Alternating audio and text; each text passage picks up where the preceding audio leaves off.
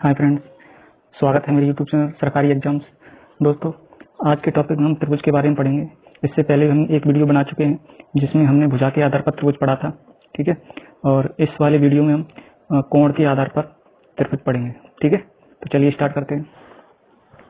तो सबसे पहले देखते हैं कोण के आधार पर। इससे पहले हम भुजाओं के आधार पर पढ़ चुके हैं, ठीक है, जिसमें क्या समबाहु पढ़ा था, समद्विबाहु और विषमबाहु त्रिभुज, ठीक है, जिसमें सभी भुजाएं बराबर हों समबाहु, दो भुजाएं बराबर हों समद्विबाहु और सभी भुजाएं अलग अलग हो तो विषमबाहु, ठीक है।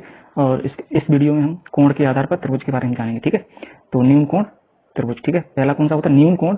इसमें क्या होता है? सभी कोण 90 से कम होते हैं, ठीक है। न्यून कोण त्रिभुज में सभी कोण 90 से कम होते हैं। तो कोणों को देख के हम बता सकते हैं ये किस प्रकार का त्रिभुज है। तो 50, 70, 60, ठीक है, तीनों 90 से कम है। और जो सबसे पहले तो ये ध्यान रखना, किसी भी प्रकार के त्रिभुज के तीनों कोणों का योग कितना होता है? 180, ठीक है, ध्यान रहेगा। तो सभी कोणों 90 से, सभी कोण 90 से कम, 50, 70, 120 प्लस 60, 180, ठीक है, क्लियर है। 60, 40, 100 प्लस 80, 180, ठीक है। तो न्यून कोण त्रिभुज में ध्यान रहेगा। जब कोण दिए हो तो हम पहचान सकते हैं किस प्रकार का त्रिभुज है, क्लियर। आगे देखते हैं समकोण त्रिभुज, ठीक है। समकोण में एक कोण 90, ठीक है, समकोण में एक कोण 90, बाकी के 90 से कम, ठीक है। तो देखते हैं, इसमें एग्जाम्पल दे रखे हैं ये 3। तो एक कोण 90 है, बाकी के दो 90 से कम, और तीनों को जोड़ेंगे तो 180, ठीक है। तो देख के बता सकते हैं हम। इसमें देखें, एक कोण 90 है, बाकी के एक कोण कैसा है? 90, बाकी के दो 90 से कम, और तीनों को जोड़ेंगे तो 180, ठीक है। तो समकोण समझ में आया। इसमें देखते हैं 90 प्लस 60, 150 प्लस 30, 180, क्लियर है। तो हम समकोण त्रिभुज पहचान सकते हैं देख के कि ये अगर उसके कोण दे रखे हैं, क्लियर है। अधिक कोण में देखते हैं, अधिक कोण त्रिभुज में तो एक कोण 90 से अधिक, बाकी के दो 90 से कम, ठीक है। इसके एग्जाम्पल ये दे रखे हैं। तो एक कोण हो सकता है 100, ठीक है, बाकी के दो 50 और 30, तो तीनों को जोड़ेंगे तो 180, ठीक है। और इसमें देखते हैं एक 91, ठीक है, 50, 17 और 19, तो ये टोटल जोड़े तो 180, ठीक है। 9 और 1 10, 0, 9 1 10, 17 18, ठीक है, 180, क्लियर है। तो अगर जैसे कोई कोण दे दे तो हम उससे पहचान सकते हैं कि ये किस प्रकार का त्रिभुज है, समकोण या न्यून कोण या अधिक कोण। तो जैसे हम दे रहे हैं 80, 50, 8 5 13, 13 5, ठीक है। तो ये किस प्रकार का त्रिभुज है? न्यून कोण, ठीक है, न्यून कोण, क्लियर है।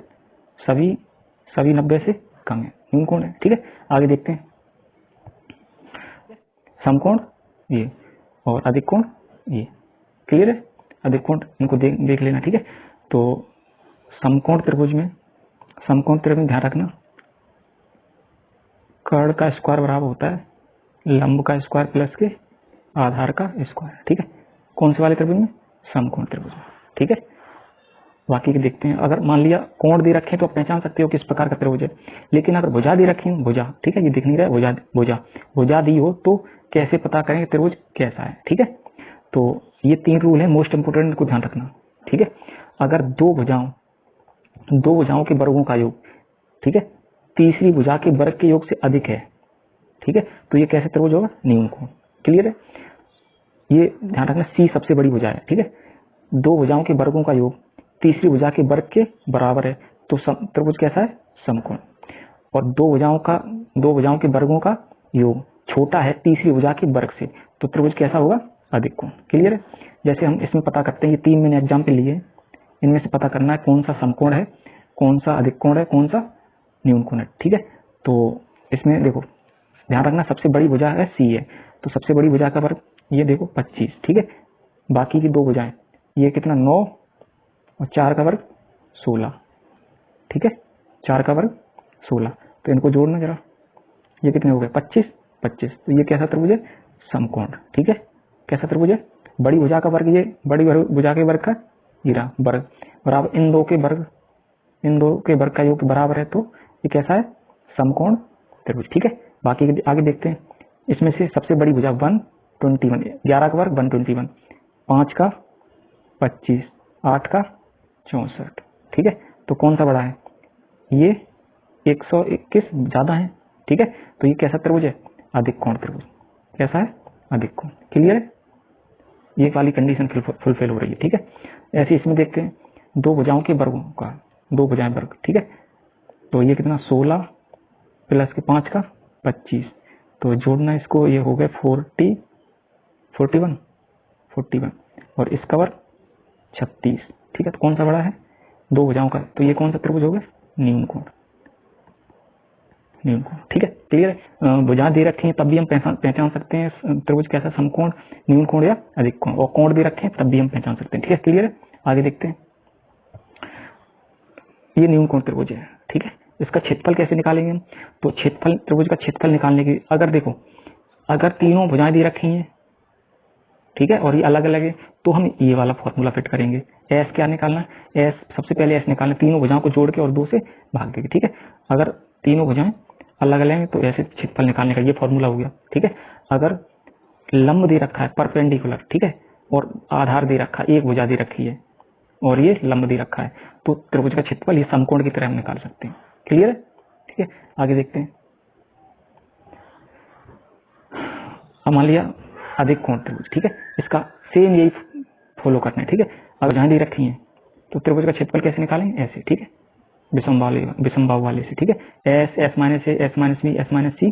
ठीक है, और एस कैसे निकालेंगे? तीनों भुजाएं जोड़ के, ठीक है, आधा करके।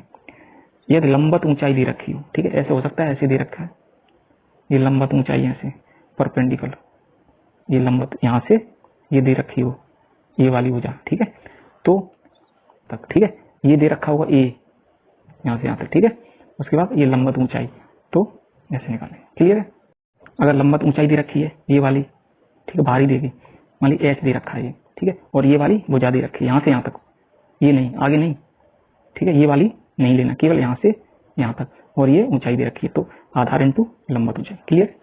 आगे देखते हैं समकोण त्रिभुज। ठीक है, समकोण कैसे बनेगा? ऐसे। ठीक है, तो ये कर्ण हो गया, कर्ण, ये आधार और ये ऊंचाई। ठीक है, तो इसके क्षेत्रफल होता है, एरिया होता है 1/2 लंब इंटू आधार। क्लियर है? ठीक है, क्षेत्रफल कैसे? 1/2 लंब इंटू आधार। परिमाप निकालना है तो सबको जोड़ दो, आधार प्लस के कर्ण प्लस के ऊंचाई, ये क्या हो गया? परिमाप। ठीक है, अब देखो, कर्ण पर डाले गए लंब की लंबाई, ये पूछे, कर्ण पर डाले गए लंब की लंबाई, इसको पूछे, तो कर्ण पर डाले गए लंब पूछे तो ये होता ऊंचाई, ये वाली ऊंचाई, ठीक है, ये वाली, इंटू आधार बट्टे कर्ण। ठीक है, ध्यान रखना इसको। ठीक है, ऐसे इसके अंतर्वृत्त की त्रिज्या पूछे, इसको आर, तो ये होता है डेल्टा मतलब त्रिभुज का क्षेत्रफल, ठीक है, बट्टे एस।